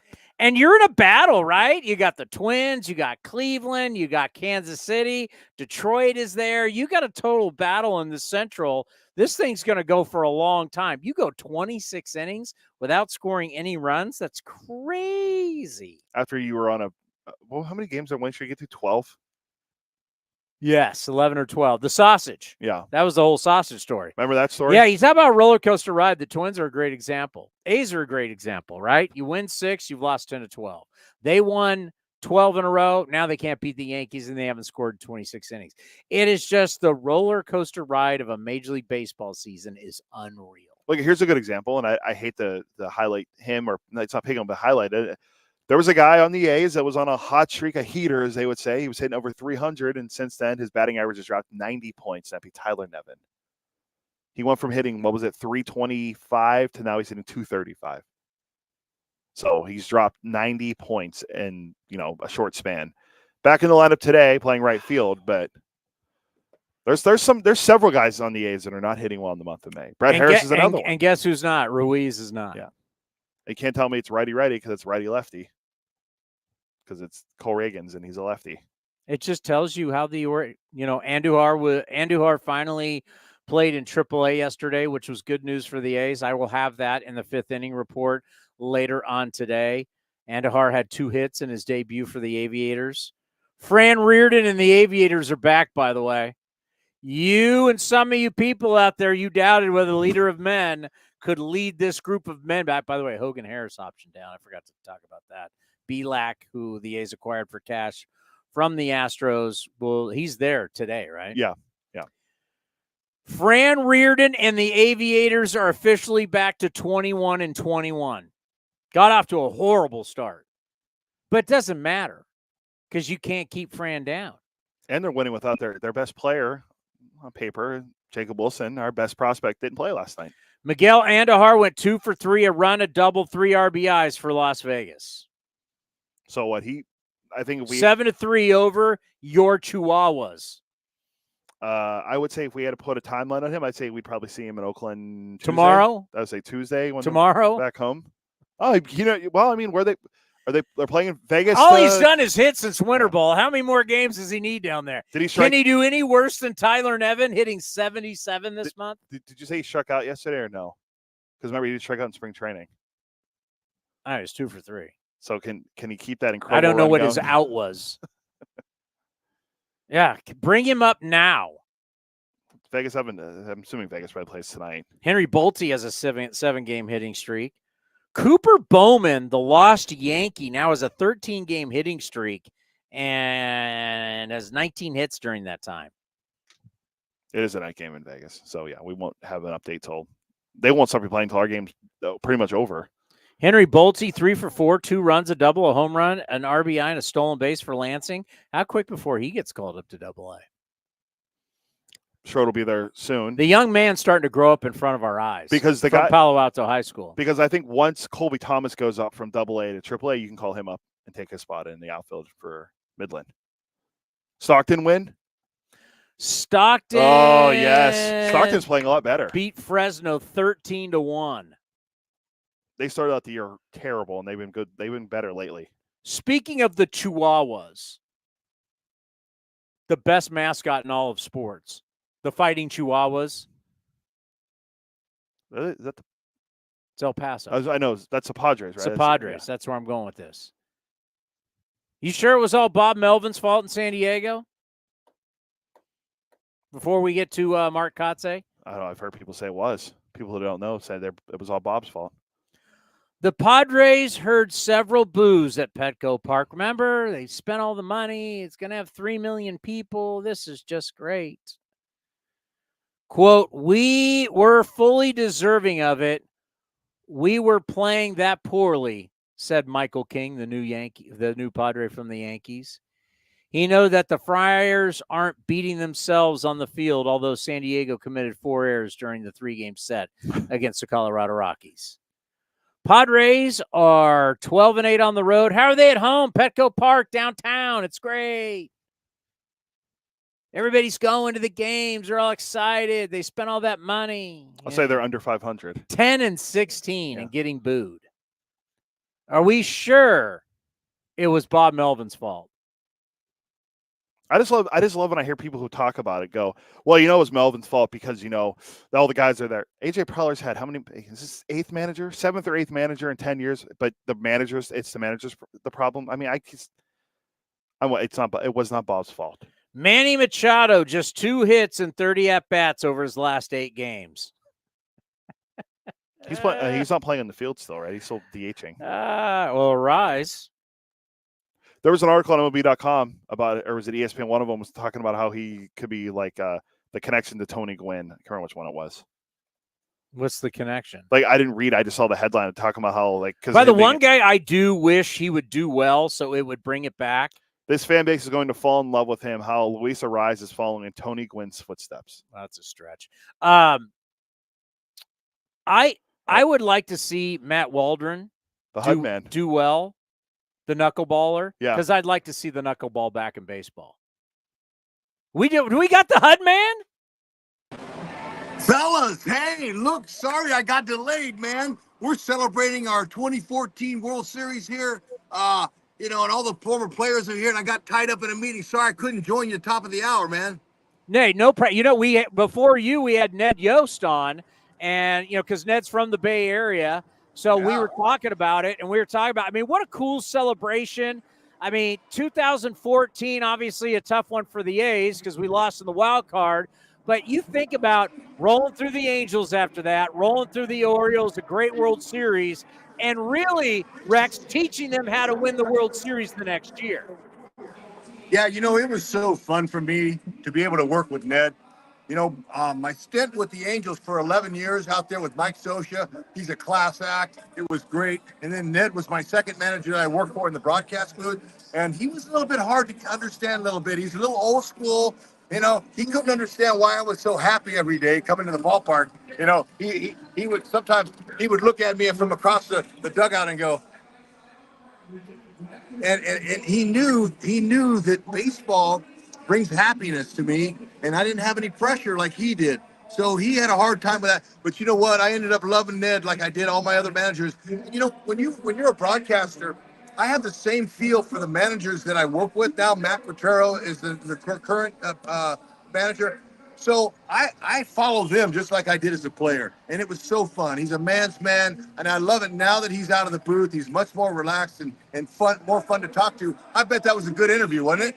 Oh, it was great because he talked about sneaking into the Coliseum as a kid and shagging balls. And because, when those guys were young, Rex, you're talking about the A's. You remember them from the 70s.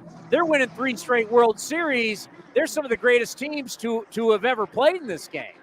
You better believe it. And I followed 3 hours south from Fresno, man. I was Campy Campaneris when I was on the bases when I was a young kid out there on the field. I love Campy. I still love him. He's hanging in there. He's 84 years old now, I believe. That whole period of time was a great moment. Man, I do have a moment of sadness, though, because this year is the last year for the ballpark, right? Yep. I'm not going. I'm not going to be out there. So You're not coming. I love Oakland Alameda County Coliseum. That's how I knew it when I was a kid. And that's one of my favorite ballparks. And I don't like it when people say, oh, that's a dump. It's not a dump. It's a big league ballpark that holds a ton of memories out there. It's for me and many, many thousands of others. But, man, I'll be bummed. But still, I have a lot of great memories there, especially playing ball there and then broadcasting, too. It's been a lot of fun. Hey, if you're not coming, don't even send the Royals out. I mean, what do you mean you're not coming? No, hey, look, we got a couple of new Royals broadcasters last year. Hall of Famer Mike Sweeney, he's on the call, and so is Jeremy Guthrie. So, there's no need for me to do 162 games every year, and I have been doing that for the last 13. So this year, I'm getting a little break, a little time off. It's fun, but believe me, the Royals, they're a nice, finely tuned machine, and they're working pretty good right now. Yeah, looking at this team, obviously Bobby Witt Jr. is a star. This kid's got all the talent, but I know for a guy like you got to be loving Salvi Perez. 34 years old. Every night I'm looking at the highlights on MLB Network. It seems like he's driving in key runs. How much fun is it watching him catch, hit with runners in scoring position, and truly be one of the great leaders in this franchise's history? Well, it's really pretty amazing when you look back on what we're celebrating here 10 years and 10 years ago. Salvi had already won 2 Gold Gloves and 2 All-Stars appearances. He was already, a star player. But now, all these years later, he's gotten off to his best start ever, mainly offensively because he's not chasing as much. He goes, I'm tired of being easy out up there. So he's only swinging on balls in the middle, and he's not missing a lot of them. So he is the true bus driver for the Royals, no doubt about it.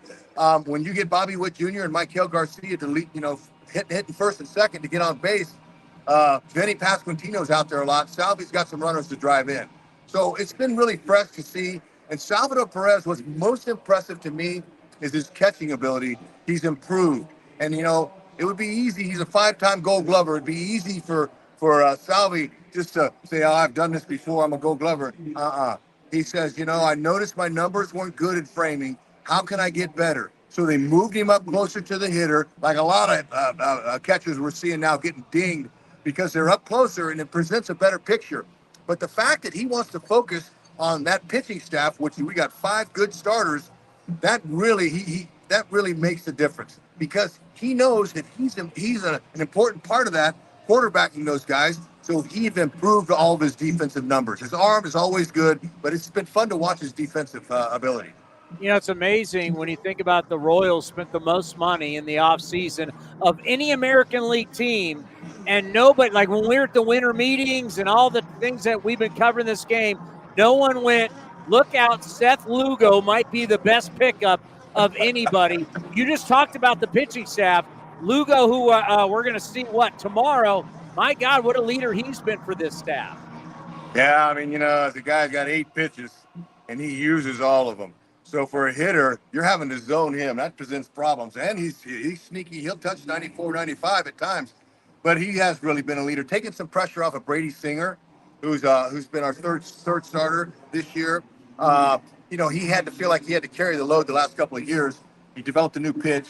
And so what's been so special is you watch these starters, when one of them comes out of the game, after the inning's over, all 5 starters, they huddle together, and they talk about the performance, and they critique each other. So this is a real close bunch. These guys are tight, and they're developing a nice swagger as far as that pitching and defense goes. We're the best defense in baseball, 31 outs above average. Let's see, what are we here? 31 defensive runs saved. That ties with Toronto for the best in baseball. Our infield, we lead with 18, 19. What are we?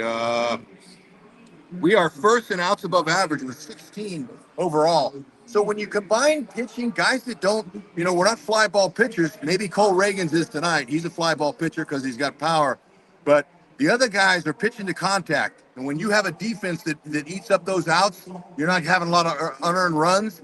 You have a really nice chance to win games. Pitching and defense goes hand in hand, and that's gone way back to when they invented the grand game. So when you get that, you got a lot. Pin's decent. They got a few holes in their pin, but overall they're getting on base and scoring runs, and they're attacking, and they're hitting good with runners in scoring position. So it's been a nice turnaround since last year's 106 loss season. So you're telling me it's just not all about hitting home runs, and actually pitching and defense works? Yes, you better believe it. And you move runners. You go first to third. When you got speed, that's what we got. We're second in the league in steals. We got guys attacking. It's pressures defense. So there's finding other ways to score runs without the home run ball. That's huge. So what happens when you get into postseason and you're seeing the other team's 3 main stars? Great pitching outdoes good hitting. So how are you going to score your runs when that pitching's staying under the barrel of the power hitters? You got to find ways to score runs. You got to get on base and steal a bag, move a runner over, maybe get a little doinker, scores a run. Goes back to really 14 and 15, our great years we had there, 2 World Series back to back. That team, they didn't have a lot of power, but they used their speed. They put the pressure defenses by just putting the ball in play. That's a nice trait to score runs without the home run ball. We were talking to Ned about this a little bit earlier, and I know what a great relationship you have with the players because you show up every day ready to go. You got that positive energy. They were all kids. They were a bunch of kids. What is it like when you go down there now and these guys are all a lot older. They were starting their families. They had young kids. Now their kids are older. What's it like watching them all grown up now? Man, last night's party at Union Station in downtown Kansas City, 700 fans there. It was a great fundraiser for Royal Foundation and their charity. But look, to see all those guys sitting up on the stage, my great partner, Ryan Lefevre, he emceed the whole thing. They were all sitting on couches. I mean, it looked like an expanded old Johnny Carson show, really. And all the guys they were all telling stories. And to see these grown men, now they all got kids and, it's just so fresh that most all of them came back and that the Royals would celebrate them. And, James Shields, he pitched for 4 or 5 different teams. And he says that his 2 years in Kansas City here was his most memorable. And it's just the way the fans are, the way they treat their people here. And it was a great show last night. And they're all going to be on the field tonight a little bit. We'll have a couple guys in the booth. But, you celebrate those moments. We've only won 2 World Series in our history. Okay, so you're going to celebrate, but we went to the World Series. We didn't win in 14. We were 1 out shy with the Giants, and Bumgarner came in and threw 4 innings after pitching 2 nights ago, the night before. So it was a great run, but, in 15, they said, hey, look, we're going to win it all, and they went wire to wire, and they won a World Series. So we're seeing some signs, but the ownership, the management said, we got to win with starting pitching. J.J. Piccolo, he's inherited that manager spot that general manager spot from the great Dayton Moore, who had the blueprint and passed it on to J.J. now. And J.J. knows how to build a team to win a championship. And that's what we're doing. We're just trying to grind it out every day. Well, I got to tell you, you've influenced this show a lot over the years, Hud, man. We brought you up in our last series against the Houston Astros because Aaron Brooks texted our GM in the offseason saying, hey, if you got a spot, I can still go. I want a shot.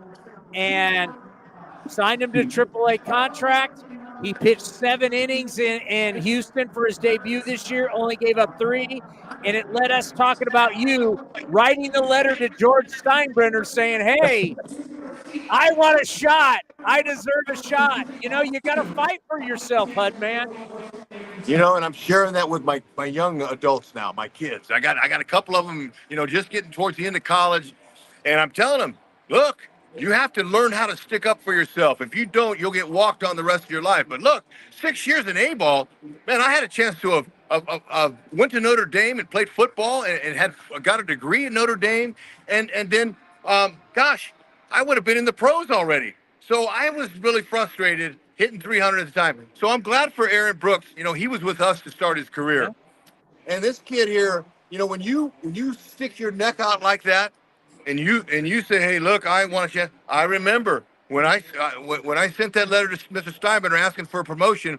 When he promoted me the next day after he got the letter, I told myself, you pop off to a guy like that, you better back it up. And same way with Aaron. I'm so proud of him, and I'm sorry we'll miss him in this series. But we're pulling for guys like that, guys that are fighting and clawing for their careers, man. That's what you do. Well, I think how you inspire everybody that you're around is that you know that Rex Hudler, there was never a wall that you wouldn't go through. No matter what obstacle they put in front of you in your career, you were going to go through it. You were the ultimate teammate. You brought it every single day. I just wish everybody thought that way. Well, it helps, but, you know, being a 10-year minor leaguer, when I got called up, I took every day and said, man, this could be my last. And I remember great Hall of Famer Dave Winfield, when I was a young Yankee, he spent time with me. He mentored me. He said, kid, one thing's guaranteed a ball player. And I said, wow, Winnie, what's that? He goes, you'll be an ex-ball player. And I seen you play. You ain't too far from that, Hud. So look, you need to take advantage of your opportunities that you get on and off the field because you're going to need a job someday. And, man, I took those words like he was my daddy. And I went, oh, man, Winnie, thank you. And now 23 years later, outside of my career broadcasting, I love Winnie. Whenever I see him, I hug him because he took some time to pass the game on. Man, you're fleeting. Your life's only a short span. Your life is. But how about your baseball career? It's even shorter. So it's a very much so a sense of urgency that you have to have as a player. You're focused every day. And, man, when God and my beautiful wife, Jennifer, allowed me to get 10 years in the majors and get a full pension, I can't tell you the joy and the relief and the fun of giving it up every single day for your family so they can have something when you're done playing. And we're all young when we're done. But, man, these young players today in the modern game need to know that there's one thing guaranteed a ball player, you'll be an ex-ball player. So that's the thing that stirs a lot of these young guys. And some of them they can't even see the end. I didn't even want to see the end. I was 23 years old when he was telling me that. But you have to believe that, and that helps kick in a little extra gear of sense of urgency and do what you can, not just between the lines, but in that clubhouse.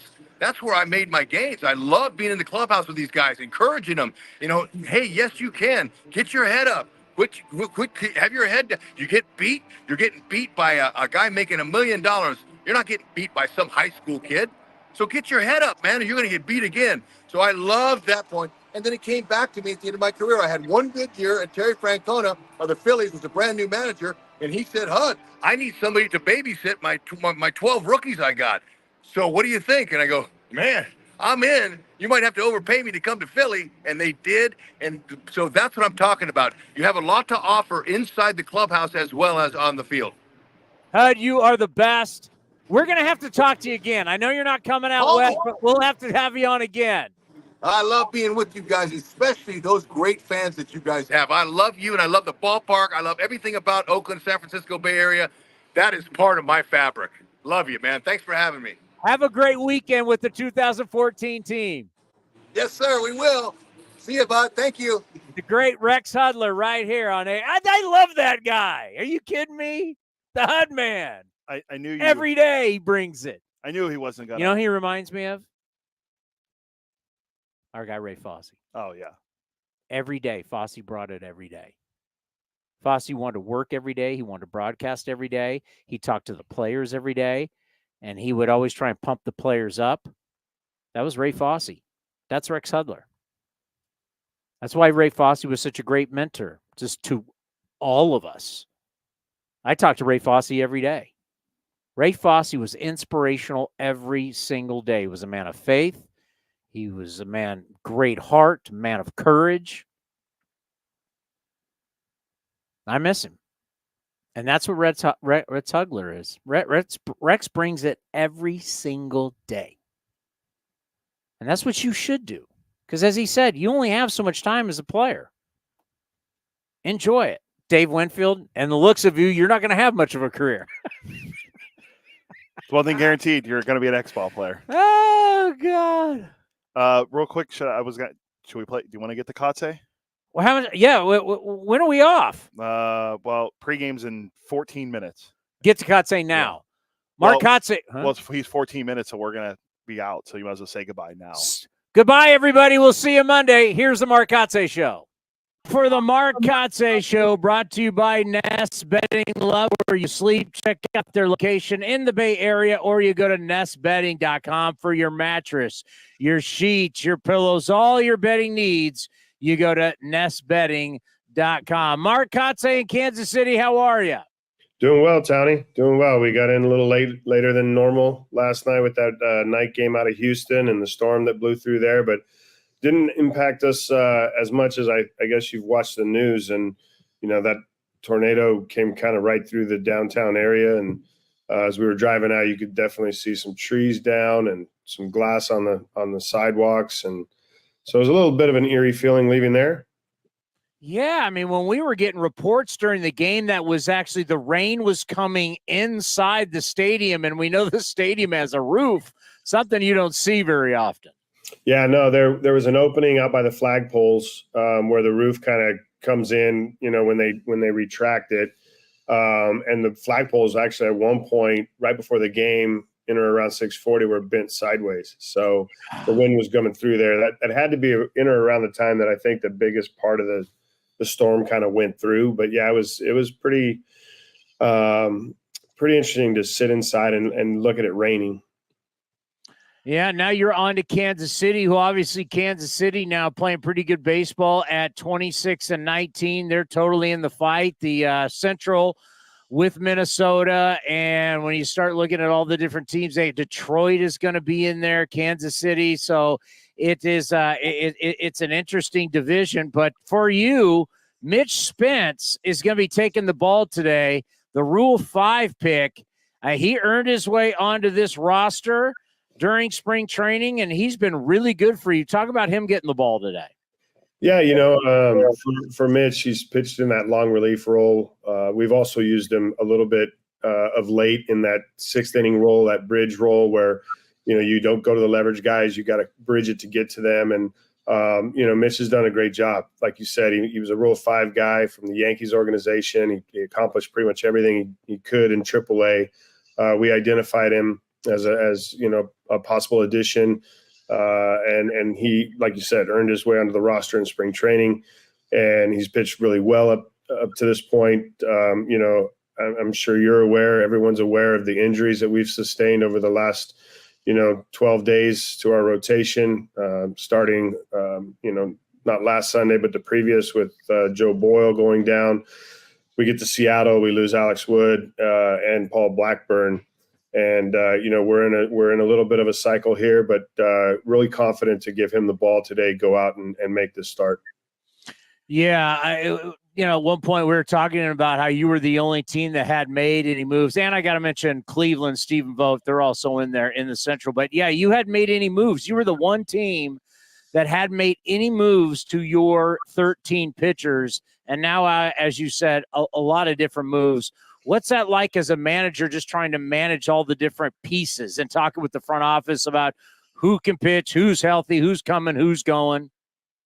Yeah, you know, I mean, it's a constant conversation as you know, are kind of painting the picture. for us, we left camp feeling confident we had depth, and we've sustained more injuries than we probably anticipated. It's hard to fill, and continue to fill without really tapping into some of the youth. And as you see, Joey Estes is in the rotation. Coming off a tough one last night, but off of his first start was a really good performance. So you're going to get that with the younger players. It's part of their development process. Same with Mitch Spence starting tonight. We haven't seen him in the starting role. It's different than coming out of the bullpen. For the most part, I think, the communication between the front office, myself, we went out, we,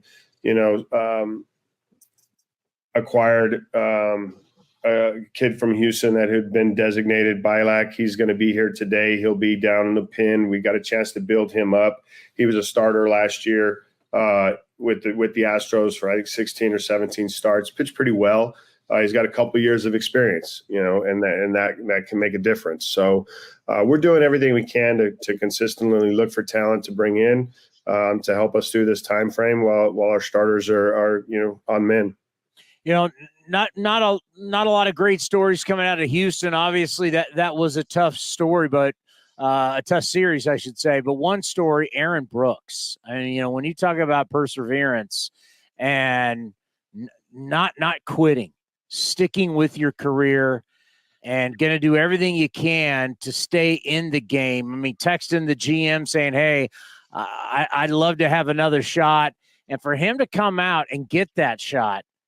And to throw 7 innings in Houston, gave up 3 runs, but that first inning there was an error there. It could have been even better than that.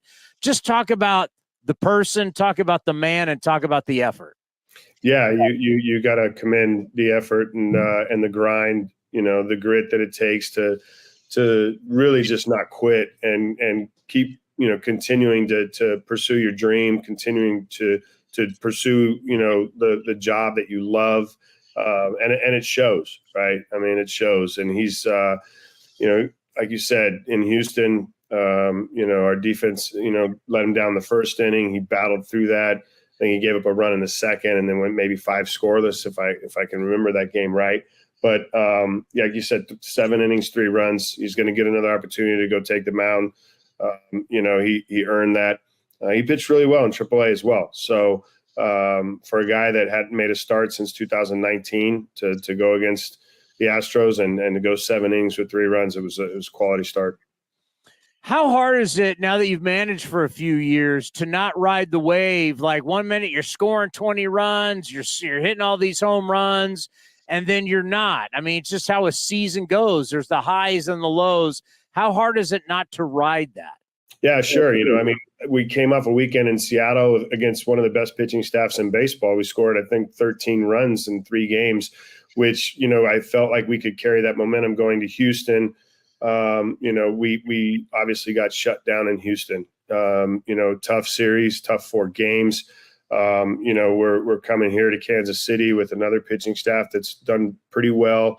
Cole Reagans, Seth Lugo, Brady Singer. And like you talked about, that they've started to win. They've got some confidence. This is a team that this offseason went out, identified some guys. I think they spent about $100 million in payroll, and it's showing. Their depth is there. They're Michael Walker is a veteran guy that was inserted into that rotation to help them. This team, we were in similar situations last year. They've made some progress. I feel we've made progress. We were in a tough rut right now. We hit a tough skid in this road trip, but hopefully able to turn it around tonight. Yeah, you mentioned some of the pitching, and Seth Lugo has been huge for them. He was in San Diego last year. Pitching is way better. The one guy that I want to highlight here, because everybody's Bobby Witt, obviously, it's all-world talent. But Salvi Perez at 34 years old is like rejuvenated. He's catching a ton. It's like every single night he hits with guys on base. What are your reports saying about the catcher who he keeps this up? He could end up having a plaque in the Baseball Hall of Fame. Yeah, what was impressive, Towny, when you bring Salvador Perez's name up, last year was a really difficult season for the Royals, as it was for us. But he was a veteran. He'd been a part of a World Series championship team. He, was face of the organization, and through the losses, he never lost his character. He never lost the love for the game. You could see him smiling. You could see him encouraging the teammates, the younger guys. So, I commend him for going through that year the way he did. And then obviously the year that he's having, like you talk about, the success he's having, I think he's a big part of this team's record right now. And like you said, he's hitting with guys on base every night, which means those two guys in front of him are getting on. Our goal is to keep him in the ballpark, get the ball on the ground, and have success with that approach. And Bobby Witt Jr. is a pretty special talent. Really special talent. He's a 1-1 for a reason. You drive on the freeway. We went to the Negro League Museum this morning, and you see a billboard of him, as you're going down the side of the highway. So he's brought a lot of excitement to this town. There's a lot of reasons why, and we'll do our best to keep him under control tonight. I'll never forget when I went to the Negro League Museum and I walked up and the young lady said, well, you can also do the Jazz Museum, and it's only $15 to do both. And I was like, what, $15 and you get both? I try to tell people all the time. I mean, you're talking about some of the great history of baseball and then the history of jazz, all there for $15. It's one of the greatest deals of all time. Yeah, it really is. It was a great experience this morning. My wife and son were here, so we took it in. We didn't have time to do the jazz, but it was a great experience for sure. Yeah, what is that like for you to make sure that no matter what's going on, that you do need to make that family time? Because not only is it big for the family, but it's also big for you.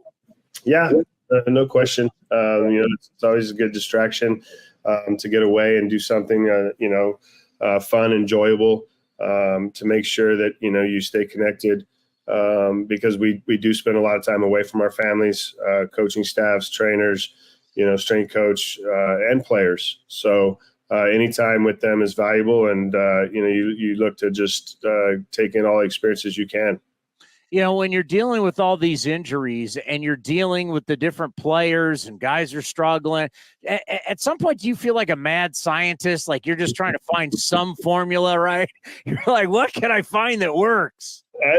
Mad scientist might be the right way to describe it. But yeah, there's a lot of sleepless nights. There's a lot of, times where I wish I could shut my brain off and but that just doesn't happen. There's a lot to think about. There's a lot of conversations to be had, and just trying to make sure that we don't lose the concept and of like, hey, we got to prepare to win today, and we know what we're doing. We know how to do this. Let's go out and be confident, and let's just go play the offensive side, the way we have. And I think that, the biggest thing we have a great coaching staff that stays connected to these guys and constant communication.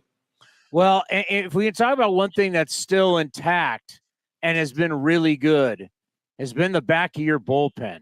I mean, obviously, we've already talked about all world how Miller is and what Urseg has done and what a great story. But Adams has been basically unhittable. Kelly's given you a lot. McFarland, we remember McFarland from 2020 and what he's done for you. I mean, the back of your bullpen still, just talk about how they've been such a strength. No, they have been a strength, and they're a big part of our success.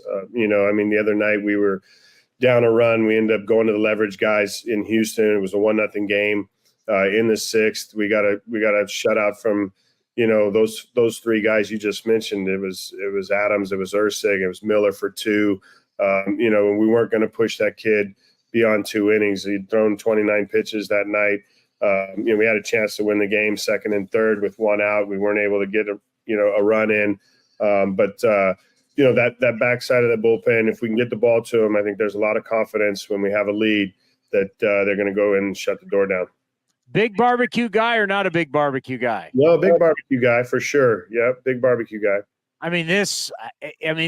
This is what they do. Like there's certain cities, it's the specialty barbecue. I mean, I know they really take care of you with barbecue inside the clubhouse, don't they? They do. Yeah. There's no real reason to go out for dinner. And obviously with night games, you don't make it to the restaurants before they close, but they do a nice job here. They bring a great barbecue spread in and we get fed really, really well. Keep up the grind, Kots. We appreciate it. We'll talk to you next week back in Oakland. All right, Towny. Thanks, bud. The Mark Kotsay Show brought to you by Nest Bedding. Love where you sleep. Go online, nestbedding.com for your mattress, your sheets, your pillows. Go to their location in the Bay Area. The Mark Kotsay Show brought to you by nestbedding.com. This has been a presentation of the Oakland Athletics.